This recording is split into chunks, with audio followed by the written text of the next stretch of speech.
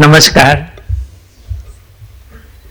છોડમાં રણછોડ છે એ ધાર્મિક ભાવ છે. જળ એ જીવન, એમાં વિજ્ઞાનનું તથ્ય છે. પણ બંને વાતમાં આ કુદરતી સ્ત્રોતનું ભારોભાર મહત્વ છે. આ કુદરતી સંસાધન એ જ જીવનનો આધાર છે.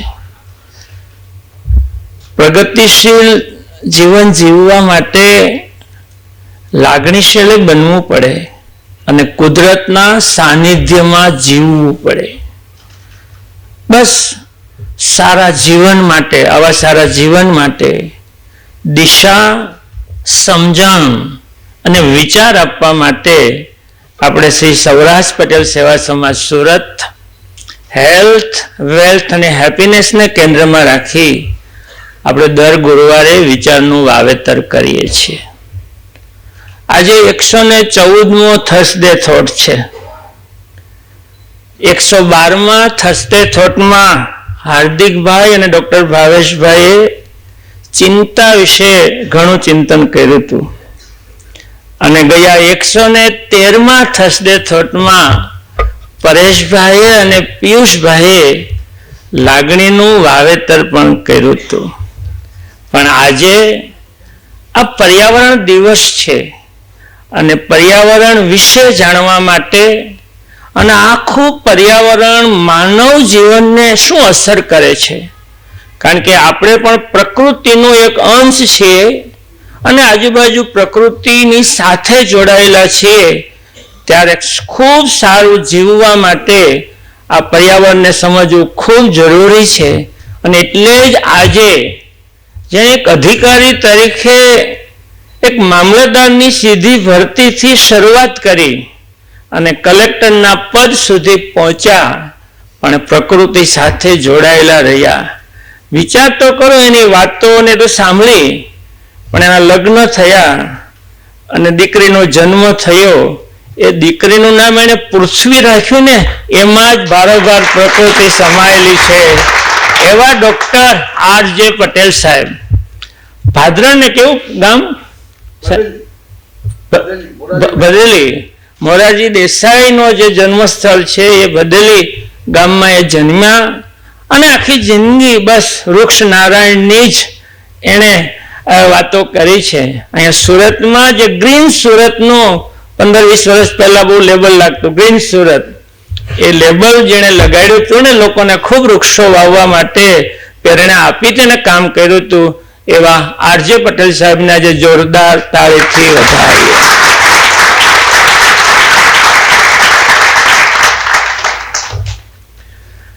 આજે મહેમાન આમ તો નાના કહેવા કેયુર ભરતભાઈ ગજેરા અબ્રામપર અરવિંદભાઈના ગામના થાય. આપણી યુવા ટીમ કામ કરે છે. જ્યારે યુવા ટીમ નહોતી ને અમે કામ કરતા હતા, ત્યારે એવું ખૂબ સરસ એક્ટિવલી સમાજની પ્રવૃત્તિમાં કામ કરતા હતા એ ભરતભાઈ ગજેરા. આજે યાદ આવે એની પ્રવૃત્તિ, અમારી સાથે કામ કરતા. એ ઓચિંતાનો એટેક આવ્યો ને ઘણા વર્ષો પહેલા, એ મૃત્યુ પામ્યા. પણ એમના 2 દીકરા, એમાં કેયુર, બસ પપ્પાના પગલે ધંધો તો ખૂબ સરસ, ટેક્સટાઇલ ઉદ્યોગ વ્રજ ગ્રુપ સાથે સંકળાયેલો કેયુર ખૂબ કામ કરે, પણ એટલી જ સેવાભાવથી કામ કરે છે. આપણે જયરામભાઈ અહીંયા આવ્યા હતા, આદર્શ આશીર્વાદ માનવ મંદિર, એમાં કેયુર ખૂબ એક્ટિવલી જોડાયેલો છે.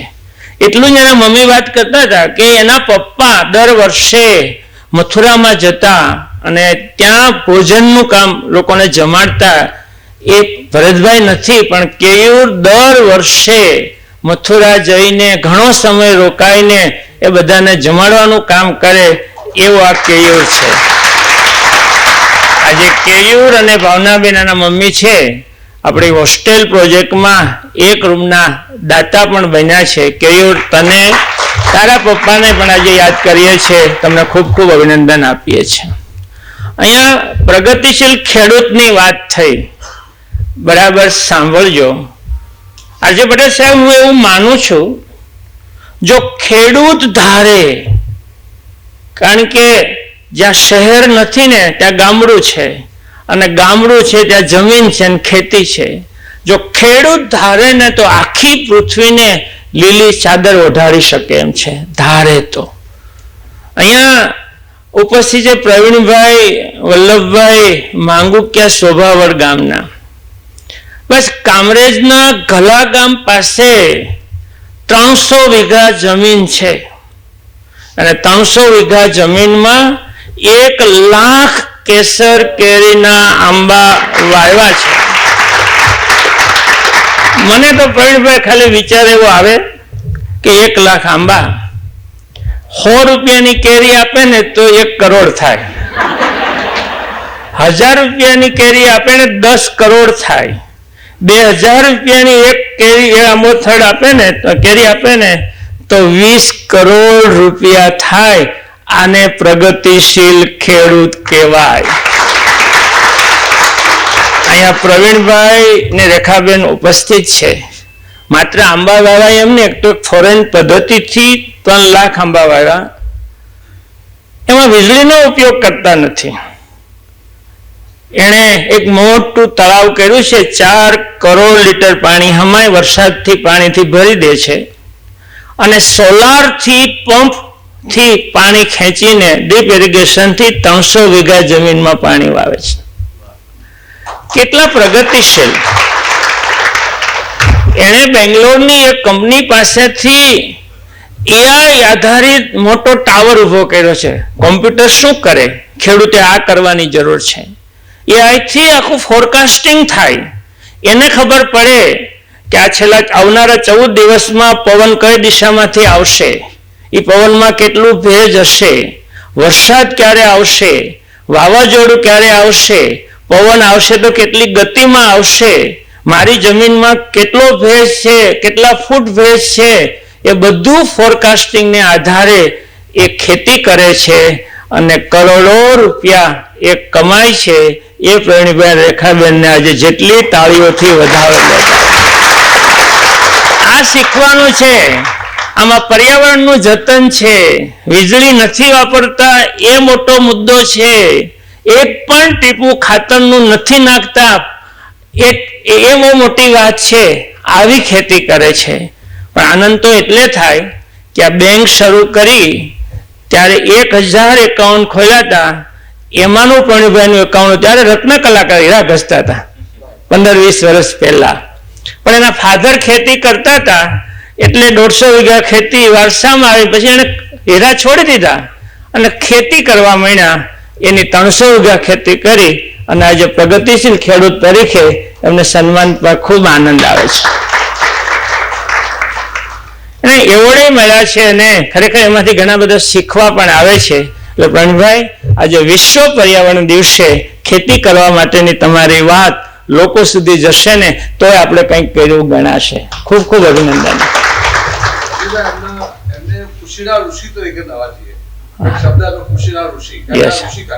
બહુ સરસ.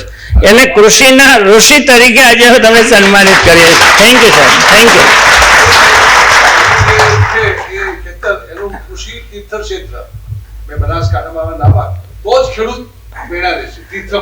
અમારા આ વિચારના વાહકો એક દિવસ તમારે 300 વીઘાની આંબાની ખેતી જોવા આવવાના છે.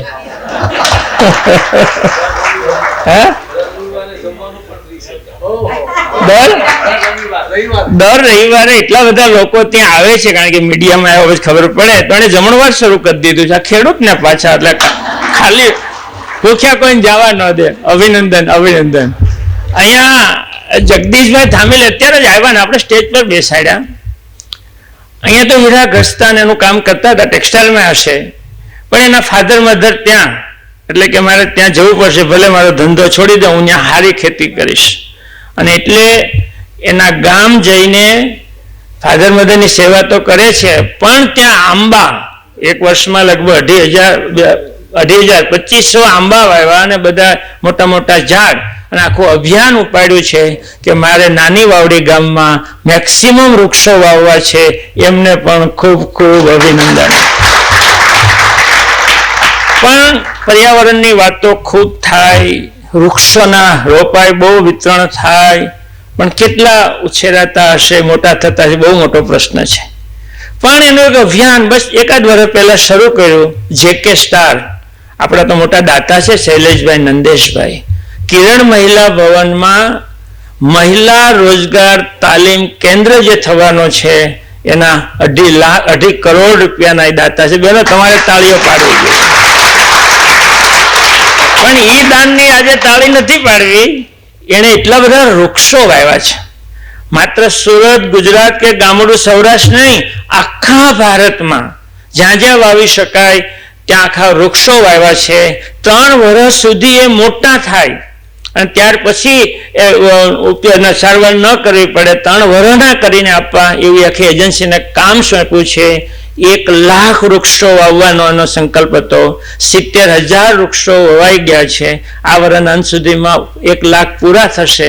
છતાં પેલા સદભાવના વૃદ્ધાશ્રમને કીધું કે તમારી તાકાત હોય વાવા કરો, ના જ નહીં પાડું. એટલા વૃક્ષો એ તમે અયોધ્યા જાઓ ને તો અયોધ્યા સુધી એની શેરીઓમાં પણ વૃક્ષો વવાણા છે. તમે અહીંયા દ્વારકા જાઓ કે સોમનાથ જાઓ, જતા હોય તો વૃક્ષો JK સ્ટાર એ વૃક્ષો દેખાય. આ બહુ મોટું અભિયાન થયું છે. માનવ કલ્યાણનું શ્રેષ્ઠ કાર્ય હોય તો એ વૃક્ષારોપણ છે અને JK સ્ટારે કામ કર્યું છે. શૈલેષભાઈ નંદેશભાઈ આજે અહીંયા સુરત નથી એટલે નથી આવી શક્યા, પણ એમના કાકા કેશુભાઈ લુખી અહીંયા ઉપસ્થિત છે, લાભુબેન છે, એમને જોરદાર તાળીથી વધારે. હમણાં એક મહેમાન સામે આવ્યા છે, રાઘવ દાદા માયાણી. મારે એનો પરિચય તમને આપવો છે. આમ તો 82 વર્ષના છે, મોટી ઉંમર છે, વડીલો બેઠા છે. કેવું જીવન જીવવું જોઈએ એનો એક શ્રેષ્ઠ દાખલો છે. એ વર્ષમાં 1965માં અમદાવાદમાં BSc BEd થયેલા. BSc BEd એ વખત 65માં થયા, ખેડૂત દીકરો.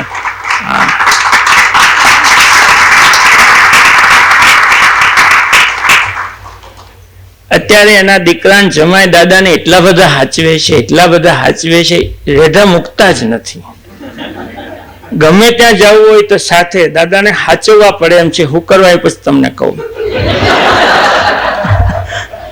એ દાદાને એમ થયું કે મારે અમદાવાદમાં BSc છે, એ વખતે તો નોકરી મળી જાય, શિક્ષક થવું હતું, મારે મારા ગામ નજીક થવું છે. એટલે સાવરકુંડલામાં શિક્ષક થયા. હાથસાણી ગામ શિક્ષક તરીકે 350 રૂપિયા પગાર હતો. પણ એ 350 રૂપિયાના પગારમાં નોકરી કરતા કરતા હાથસાણી ગામમાં 100 વીઘા જમીન પોતાની કરી. આવું કઈ કરવાનું છે. આજે મેં તો શું તો કે મારો દીકરો ત્યાં રહે, દીકરા તો ડોક્ટરને ભણે છે, અમે ત્યાં બહુ સુખેથી રહીએ છીએ. 100 વીઘા જમીનમાં દૂરના 2 ખેતર છે ને એ અમે ભાડેથી વાવવા આપી દીધા છે. નાનકડું ખેતર ગામની બાજુમાં અમે વાવીએ, ભાડે આપી દીધું છે ખેતર. એમાં વર્ષે 6 લાખ રૂપિયા, કોઈ ખર્ચો નહીં, કોઈ દવા નહીં, કોઈ દાડિયા નહીં, કોઈ મજૂરી નહીં, 6 લાખ રૂપિયા રોકડા આવે. મેં તો બહુ સારું કે હજી તમને કહું 100 વીઘા ખેતીની આવક 6 લાખ આવે, પણ મારું પેન્શન વર્ષે 7 લાખ આવે છે. બોલો કે દર મહિને 60 નોકરી કરતા હતા 350 રૂપિયામાં. નિવૃત્ત 82 કે 2003માં થયા ત્યારે 20,000 પગાર હતો, પણ અત્યારે 60,000 પેન્શન આવે છે. હવે સવાલ એવો છે કે જો દાદા 85 પૂરા કરશે તો 75,000 પેન્શન થશે અને 90 પૂરા કરશે તો 90,000 રૂપિયા પેન્શનમાં. હવે દીકરા હાચવે કે ન હાચવે? એક શાલ લાવો છે ને. જીવન તમે અંત સુધી તમને રૂમાં રાખે. આ 85 વર્ષના દાદાને આખું ઘર 90 વર્ષ જીવાડવા માંગે છે.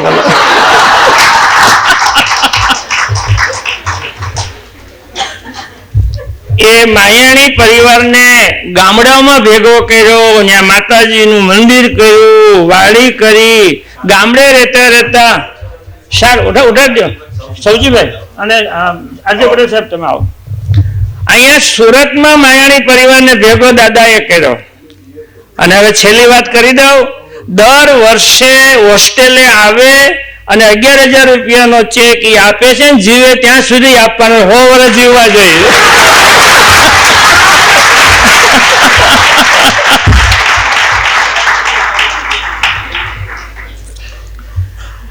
માણસ મૃત્યુ પામે ને એટલે 1-2 જણા ઘરમાં એક જૂનું ઓશીકું ગોતતા હોય. ઓશીકું તોડે, એ રૂને બરાબર પાથરે, કારણ કે દાદાને કોઈ તકલીફ ન પડવી જોઈએ.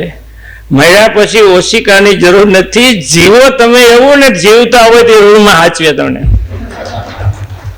બસ આવું જીવન જીવાય એટલા માટે, સારી સમજણ કેળવાય એટલા માટે આ વિચારોનું વાવેતર થાય છે.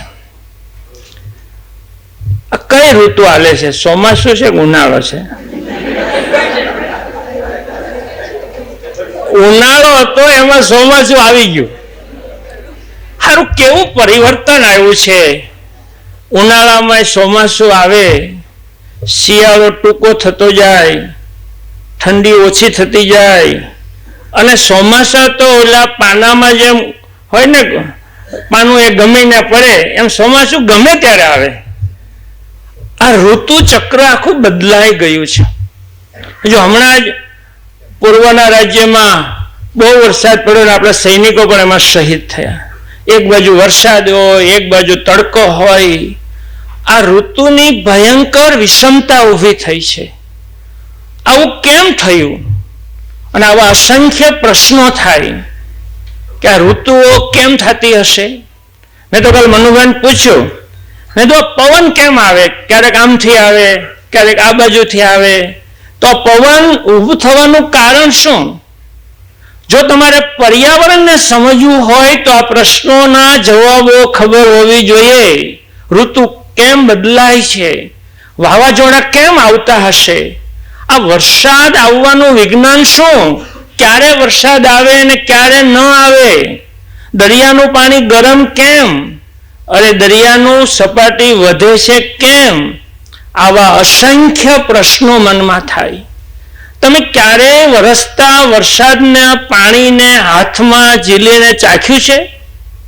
તો મીઠું જ હોય, સરસ પાણી હોય, પણ એ જ પાણી પડે છે અને દરિયામાં જતું રહે છે. એ જ પાણી છે અને એને ચાખો કેવું હોય? તો આવું કેમ હશે? આવા અસંખ્ય પ્રશ્નો છે. એટલે પહેલા તો પર્યાવરણ એટલે શું, આ પ્રકૃતિ એટલે શું, એને સમજવાની જરૂર છે. પણ સાહેબે વૃક્ષ નારાયણની વાતો કરી, પ્રકૃતિ માતાની વાતો કરી. એટલે એ અર્થમાં જો કેવું હોય તો મારે એવું કેવું છે, આપણે છે ને પરમાત્માને પિતા કહીએ છીએ, પ્રકૃતિને માતા કહીએ છીએ. એટલે પરમ પિતા પરમાત્માએ માતા પ્રકૃતિની મદદથી આ સૃષ્ટિનું નિર્માણ કર્યું છે. આ સાહેબનો ભાવ છે. વિજ્ઞાન એવું કહે છે કે વિજ્ઞાન આ કુદરત કેમ સર્જાણી, સૃષ્ટિ કેમ સર્જાણી? તો આ જે પ્રકૃતિના ઘટકો છે એનું સંયોજન અને વિઘટનમાંથી આ સૃષ્ટિનું સર્જન થયું છે. આ વિજ્ઞાન છે. પણ મારે આજે તમને વાત કરવી છે પર્યાવરણ એટલે શું. આજે વિશ્વ પર્યાવરણ દિવસ છે, પણ આને આપણે સમજીએ છે ખરા? કોઈ પણ વસ્તુને જો સમજીએ ને તો આપણને દિશા મળતી હોય છે. ક્લાઇમેટ ચેન્જ એટલે શું? જળવાયુ પરિવર્તન એટલે શું? એન્વાયરમેન્ટ એટલે શું? ઇકોસિસ્ટમ એટલે શું? આ શબ્દો સાંભળીએ છીએ પણ એને સમજવાની જરૂર છે, તો વૃક્ષ વાવવાનું મન ઓટોમેટિક થશે. ખરેખર પર્યાવરણ એટલે બહુ સાદો શબ્દ, ગુજરાતી બહુ હેલું આપણું કરી નાખ્યું છે. પરી એટલે ફરતે અને આવરણ એટલે પર. પરી એટલે આપણી ફરતે રહેલા જુદા જુદા ઘટકોની જે આજુબાજુ છે એ બધાને ભેગા કરીએ તો આપણું પર્યાવરણ થયું. એ જૈવિક અને અજૈવિક જીવતા વસ્તુઓ, એ પશુ પંખી બધું આવી જાય, પ્રાણીઓ આવી જાય, જગતની જીવ આવી જાય, પણ પાણી, હવા, જમીન એ પણ આવી જાય. એ આપણું પર્યાવરણ થયું, એ પૃથ્વીનું પર્યાવરણ થયું. આને પર્યાવરણ કહેવાય. પણ કુદરતનું આ સંસાધનો, કુદરતે અજીબ ન સમજી શકાય એવી અદ્ભુત સૃષ્ટિનું નિર્માણ કર્યું છે. દરેક વસ્તુને જોડી છે. આ કુદરતી સંસાધનો છે ને એ જ કોઈ રાષ્ટ્રની ખરી સંપત્તિ છે, એ સંપદા છે. આ કુદરતી સંસાધનો સારા તો રાષ્ટ્ર સુખી. એટલે કુદરતી સંસાધનો બહુ મોટું મહત્વ છે. એના વિશે પણ બહુ મોટી કડી છે. એમાં મારે કે વૃક્ષ હોય, વૃક્ષ ઉપર ફળ આવે, પક્ષીઓ ખાય, અને પક્ષીઓ જ્યારે જંગલમાં ફરે ત્યારે એના બીજ પાછા ચરકના રૂપે પડે તો ફરી વૃક્ષ થાય કે ન થાય. આ સિસ્ટમને ઇકોસિસ્ટમ કહેવાય. કુદરત એકબીજાથી આખી પૃથ્વીને રાખે છે. આપણે ક્યારે જોયું છે કે જ્યારે જીવ એમાંથી ચેતના જતી રહે અને થોડાક કલાક થાય ને તેમાં જીવાત પડે, શું કરવા પડતી હશે? એનો નાશ થઈ જાય, એ પાછું માટી બની જાય. આ કુદરતની રચના છે. અરે માણસ જેવો માણસ જો મૃત્યુ પામે ને 12 કલાક થાય ને તો અંદર તમને દુર્ગંધ આવે, કારણ કે અંદર જીવાત શરૂ થાય છે. આવું કરવાનો આશય એ છે, બધા જીવતા હોત તો પ્લાસ્ટિકની માફક આપણે શું કરે આપણા બોડીનું, એટલે એનો ઓટોમેટિક અંત આવે. આ કુદરતની આ ઇકોસિસ્ટમ છે. એ ઇકોસિસ્ટમને આપણે તોડી નાખી છે. હવાને ગરમ કરી દીધી છે, પાણી જમીનમાંથી ખેંચી લીધું છે, અને જમીનમાંથી આપણા ખનિજ કાઢી લીધા છે, વૃક્ષનું નિકંદન થઈ ગયું છે. પરિણામે આ બધી સિસ્ટમ ખોરવાઈ ગઈ છે. આ એક પછીની આજુબાજુની સિસ્ટમ હોય છે. આ વૃક્ષ છે ને એ મને એમ છે તમામ પ્રશ્નનો એક જો સોલ્યુશન એક કેવું હોય તો વૃક્ષ વાવો એ છે. એ વૃક્ષ છે. તમે ક્યારે વિચાર કર્યો? તમે ક્યારેક જોજો, મારું તો બહુ અવલોકન છે, વરસાદ પડે ને એ જ જોજો સુરતમાં કેટલો પડ્યો, વલપાડ કેટલો પડ્યો, તો સુરત કરતા કામરેજમાં સાહેબ વધુ વરસાદ પડે છે. એનું કારણ છે ત્યાં વૃક્ષ વધુ છે. વર્ષો સુધી અમે જોતા વરાછા રોડ ઉપર હોઈએ, એના કરતા મોટા વરાછા જઈએ ને તો થોડુંક તાપમાન ઠંડુ હોય. એનું કારણ વૃક્ષ છે. હવાને ઠંડી રાખવાનું કામ વૃક્ષ કરે છે. પાણીને અંદર ઉતારવા માટેનું કામ વૃક્ષ કરે છે. માટીનું ધોવાણ અટકાવવાનું કામ વૃક્ષ કરે છે. અને આખી જીવસૃષ્ટિનો ખોરાક પૂરું પાડવાનું કામ વૃક્ષો કરે છે. એટલે સાહેબ વૃક્ષ નારાયણ કહે છે, બીજો કોઈ ભાવ નથી. આપણા ઋષિ મુનિઓ બહુ મોટા બુદ્ધિશાળી હતા કે લોકોને સમજાવવા કેમ, એટલે વૃક્ષને ભગવાન ગણ્યા. કારણ કે પીપળો એ આપણને કેટલું બધું ઓક્સિજન આપે છે, પ્રાણ આપે છે, વાયુ આપે છે, એટલે પીપળાની પૂજા છે. તમે ક્યારે વિચાર કર્યો છે ભારતને ભારત માતા શું કરવા કહીએ છીએ? એની પાછળ પણ પ્રકૃતિનો જ પ્રેમ છે. આપણે નદીને પૂજીએ, ઝાડને પૂજીએ, પશુ પંખીને પૂજીએ, અરે સાપ જેવા સાપને પણ આપણે નાગ દેવતા કહીએ છીએ. અને વર્ષ આવે તો નાગને કંઈક ધરવા માટે આપણે મૂકવા જઈએ છીએ. આપણે કીડીને પણ આપીએ છીએ. સવારે ઉઠીએ છીએ તો ગાય કે કૂતરા માટે રોટલો પણ નાખીએ છીએ. આ પ્રકૃતિના ઘટકો છે. એ બધા જીવશે ને તો જ પર્યાવરણ સારું રહેશે. કીડી પણ તમે જોજો, નાનકડો તમારો કોઈ મીઠાઈ કે વસ્તુનો દાણો પડ્યો હશે, થોડી વારમાં કીડી ત્યાં આવશે, એને ખાઈ જશે. આ પ્રકૃતિની રચના છે, જેથી કરીને એનો નાશ થઈ જાય અને એની માટી થઈ જાય. આટલા બધા વૃક્ષો છે. વૃક્ષનું શું થાય છે? તો વૃક્ષ જ્યારે કપાઈ જાય તો લાકડું થઈ જાય, અને લાકડું થાય તો ફર્નિચર થાય. ફર્નિચરમાં ઉધઈ લાગે પછી શું થાય? હળી જાય. હળી જાય પછી શું થાય? માટીમાં ભળી જાય. આ માટીમાંથી ઉદ્ભવે છે અને માટીમાં પાછું ભળી જાય છે. આને ઇકોસિસ્ટમ કહેવાય. અને ઇકોસિસ્ટમને કારણે આ પરિસ્થિતિનું નિર્માણ થયું છે. ઇકોસિસ્ટમ ખોરવાઈ ગઈ છે. આપણે જાગતા હોય તો ઠીક છે, પણ ઊંઘતા હોય ને તોય પર્યાવરણનો ઉપયોગ કરીએ છીએ. લાઇટ ને એસી ચાલતા હોય તો લાઇટ જ્યારે ગમે ના બનતી હશે ત્યાં કોલસો વાપર્યો છે કે નહીં વાપર્યો હોય? આપણે બેટરી ચાર્જિંગ કરીએ છીએ ત્યાં લાઇટ વાપરીએ છીએ કે નથી વાપરતા? સવારે ઉઠીએ છીએ, નાહીએ છીએ, પાણી વાપરીએ છીએ કે નથી વાપરતા? નાસ્તો કરીએ છીએ, ફ્રૂટ ખાતા હોય, જે ખાતા હોય, આખરે તો વનસ્પતિ આપણને આપ્યું છે કે નથી આપ્યું? આપણે અહીંયા સુધી આવ્યા, આપણે વાહનનો વપરાશ કર્યો તો ડીઝલ વાપર્યું કે ન વાપર્યું? એ ખનિજ છે. અહીંયા બેઠા છીએ, એસી કેવું સરસ છે, લાઇટ છે, એમાંય વીજળી વાપરે છે નથી વાપરતા? આ કુદરતી સંસાધનોનો ઉપયોગ કર્યા વગર આપણે જીવી શકવાના નથી, પણ એનો કરકસર ભર્યો ઉપયોગ કરો, એની પ્રદૂષણ અટકાવો. એ આશય છે પર્યાવરણ દિવસ મનાવવાનો. અને આ બધું થયું છે, ઇકોસિસ્ટમ ખોરવાણી છે, એનું કારણ વસ્તી છે, એનું કારણ શહેરીકરણ છે. આપણે રહીએ છીએ ને અત્યારે, પણ આ કેટલા વૃક્ષો હતા અગાઉ ખબર છે બધાને. અરે આ જ વર્ષે છેલ્લા 2 વર્ષમાં સુરતમાંથી બુલેટ ટ્રેન પસાર થઈ, સુરતમાંથી ગુડ ટ્રેન પસાર થઈ, આઉટર રિંગ રોડ બન્યો, કેટલા વૃક્ષો કપાણા છે. પરિણામે આ ગરમી વધી રહી છે, ઋતુચક્ર બદલાઈ ગયા છે, વારંવાર વાવાઝોડા આવે છે, વરસાદ ગમે ત્યારે આવી જાય છે. આ બધું થવાનું કારણ આપણે પર્યાવરણને ડિસ્ટર્બ કર્યું છે. હવે તમારો સવાલ કે આ પવન કેમ આવે છે? વિચાર આવ્યો તો ક્યારે પવન કેમ આવે છે? પૃથ્વી ગોળ છે એ તો માનો છે ને બધા. પૃથ્વી ગોળ છે, પૃથ્વી ફરે છે. પૃથ્વી એના ધરીમાં તો ફરે છે, પણ સૂર્યના ફરતી પણ ફરે છે. હવે તમે હાથ પણ આમ હલાવો ને તો પવન અથડાશે, આમ હાથ હલાવો તો પવન અથડાશે ને. તો પૃથ્વી એટલું ફરે છે તો પવનમાં રહેલા કણો થોડા હડસેલાય કે ન હડસેલાય? એનાથી પવન થાય કે ન થાય? આ બહુ સિમ્પલ વાત છે. એટલે આ પૃથ્વી ફરે છે એક કારણ.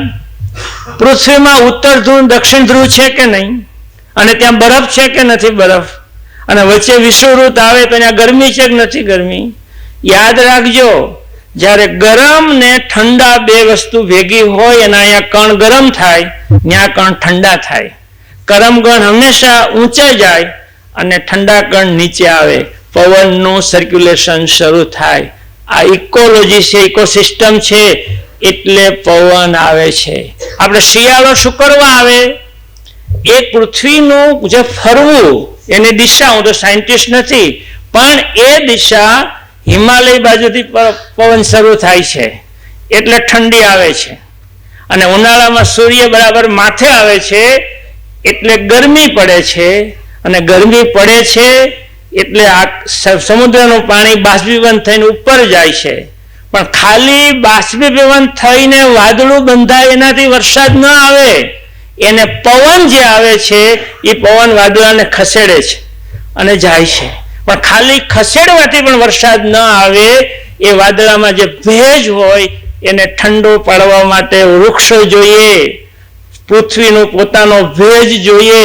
એ વાતાવરણ થાય ને ત્યારે વરસાદ પડે. એટલે વરસાદની, ઉનાળાની, ચોમાસાની આ ઋતુ છે.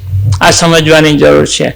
આ હિમાલય છે ને આપણો, એ આ દુનિયામાં નાના જે ઉદ્ભવો છે, છેલ્લેમાં છેલ્લે એટલે સૌથી નાની ઉંમરનો આપણો એક પર્વત છે, પણ એ પણ એક કુદરતી ઘટક છે. હિમાલય પાસે જાય ને એટલે કોઈ વાદળ એના ઉપર જઈ શકતા નથી ઊંચે, એટલે ઠંડુ પડે, વરસાદ મેક્સિમમ ત્યાં પડી જવો પડે. એટલે હિમાલય પણ આપણું કુદરતી એક સાધન, સંસાધન છે, સ્ત્રોત છે. બસ આ રીતે આ ઇકોસિસ્ટમ છે, એને આપણે ખોરવીએ નહીં તો ઓટોમેટિક ઋતુ જળવાય રહે. પણ આપણે વાહનો લીધા, ધંધા ઉદ્યોગ લીધા, એસી આવ્યા, એને કારણે હવા ગરમ થતી જાય છે. હવા ગરમ થાય છે એટલે તાપમાન વધતું જાય છે. અત્યારે ગ્લોબલ વોર્મિંગ આખી દુનિયા પીડાઈ રહી છે. હિમ શિખરોમાંથી જે નદીઓ છે ને, એ નદીઓ બરફ પીગળી રહ્યો છે, નદીઓનો પ્રવાહ વધી રહ્યો છે. આજે તાજિકસ્તાનમાં બેઠક છે, આ હિમ શિખરો પીગળી રહ્યા છે, તો એના હિમ નદીના પ્રવાહને રોકવા માટે શું કરવું, એના માટે વિશ્વ ચિંતા કરવાનો છે. આ ગ્લોબલ વોર્મિંગનો બહુ મોટો પ્રશ્ન છે. આપણે પ્રદૂષણને અટકાવવું જોઈએ, પર્યાવરણને જાળવવું જોઈએ. એ સંદેશ ખરેખર લેવા જેવો છે. આપણે આજની આખી વાતમાંથી કાંઈ ન કરીએ તો 5 કામ કરવાના છે. બસ એવું લાગે કે આપણે આપણા જીવન માટે કંઈક કર્યું ગણાશે. આ પર્યાવરણની જાળવણી આપણા માટે છે. તમે આ કોરોના થયો પછી લોકોના મગજ બદલાણા નથી બદલાણા, લોકોના રોગની સેન્સિટિવિટી વધી કે નથી વધી, એના બીજા જે કારણો હોય, પણ ગ્લોબલ વોર્મિંગ પણ એક કારણ છે. આ ગરમી પડે છે ને એટલે શરીરના માણસના આરોગ્ય બગડ્યા છે. અને જેટલી ગરમી વધશે માણસના આરોગ્યને તો નુકસાન થશે, પણ ગર્ભમાં રહેલા બાળક અને એની માને પણ આ ગરમી ભયંકર નુકસાન કરે છે. આ ગ્લોબલ વોર્મિંગ માણસને જીવવા જેવા નહીં રહેવા દે જો એનું આપણે બરાબર ધ્યાન નહીં રાખીએ તો શું રાખવાનું? એ 5 આપણે તેને જે કહેવું હોય કયો, પંચામૃત કહેતો ભલે, 5 કામ કહેતો ભલે. આ વિશ્વ પર્યાવરણે આપણે સંકલ્પ સાહેબે કરાવ્યો છે, એના 5 કામ કરવાના છે પર્યાવરણને જાળવવું હોય તો. પહેલું કામ, વૃક્ષો વાવો અને એનું જતન કરો. જેટલા જ્યાં વવાય ત્યાં. સૌરાષ્ટ્રમાં તો ખેતર છે, એનું જતન કરવું જોઈએ. આ બધું અભિયાન ચલાવી રહ્યા છે. પણ આપણે જ્યાં રહેતા હોઈએ કાંઈ નહીં તો ઘરમાં 5 કુંડા વાવો. ઘરમાં માત્ર તુલસી જેવું નહીં, ખરેખર ફૂલ છોડ પણ હોવા જોઈએ. વૃક્ષો વાવો, આ પહેલું કામ કરવાનું છે. બીજું કામ, પાણીનો કરકસર પૂર્વક ઉપયોગ કરો. આપણે કેટલું પાણી તળ ઊંડા જતા રહ્યા છે. આ ગરમી પડે છે ને એનું એક કારણ પૃથ્વી પાણી વગરની થતી જાય છે. અરે નદીના બાજુમાં આપણે રહેતા હોય તો 100 ફૂટે પાણી નથી આવતું. આ પાણી કેટલું ખેંચાઈ ગયું છે, પાણી લીધા જ કરીએ છીએ, અંદર રિચાર્જ નથી થતું. એટલે પાણીનો કરકસર પૂર્વક ઉપયોગ કરો. અને ત્રીજું છે લાઇટ, વીજળીનો ઓછામાં ઓછો ઉપયોગ કરો. આપણે ધંધા ઉદ્યોગ બંધ કરી શકીએ એમ નથી. અહીંયા બેઠા છીએ તો લાઇટ બંધ કરી શકીએ એમ નથી. આ કુદરતી સાધનોનો ઉપયોગ તો કરીએ જ છીએ અને કરવો જોઈએ, માણસને જીવવા માટે જરૂર છે. પણ આપણે ઓછામાં ઓછો, મંજીભાઈ વાત ન કરો, આપણે ઓછામાં ઓછો એ વીજળીનો ઉપયોગ થાય એવું આપણે કરવું છે. કારણ વગર પ્લીઝ, એમાં એનો વાંક નથી, સંભળાય છે બેન ઓછું.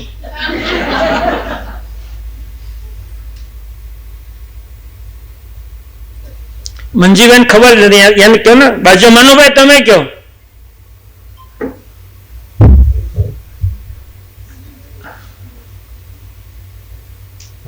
સોરી, વીજળીનો ઓછામાં ઓછો ઉપયોગ કરીએ. તમને એમ થાય કે વીજળી ઓછો ઉપયોગ કરીએ તો શું ફરક પડે? વીજળી તમારે ત્યાં આવે છે તો વીજળી જ છે, પણ વીજળી ઉત્પન્ન કરવા માટે કેટલો કોલસો વપરાતો હશે, કેટલું પાણીને ટર્બાઇન ફેરવવા છોડી દેવું પડતું હશે. કોલસો વપરાય એ તો પર્યાવરણ બગાડે છે, પણ જમીનમાંથી આપણે કાઢીએ છીએ ને, જમીનને બગાડીએ છીએ. એટલે તો સારું છે કે શોધ થઈ અને આ સોલાર સિસ્ટમ આવી તો એટલી વીજળી ઓછી વપરાય, ઓલી કોલસાવાળી, તો એટલું પર્યાવરણનું જતન થાય. તો વૃક્ષો, પાણી, વીજળી અને સૌથી અગત્યનું, સાહેબ એક વાક્ય કીધેલું છે, સૌથી અગત્યનું છે પ્લાસ્ટિકનો ઉપયોગ.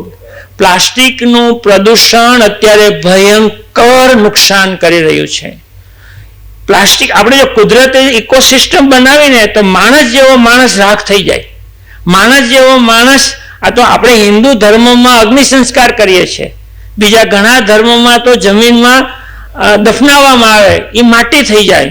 અને એક ધર્મ તો એવો છે, પારસી સમાજમાં, એ બોડીને કૂવામાં ઝાડ ઉપર ટાંગવામાં આવે, ગીધ પક્ષીઓને એ ખવડાવી દે જેથી કરીને ઝડપથી નિકાલ થાય. આ ઇકોસિસ્ટમ છે, શૂન્ય થઈ જવું જોઈએ શરીર, પણ પ્લાસ્ટિક શૂન્ય થતું નથી.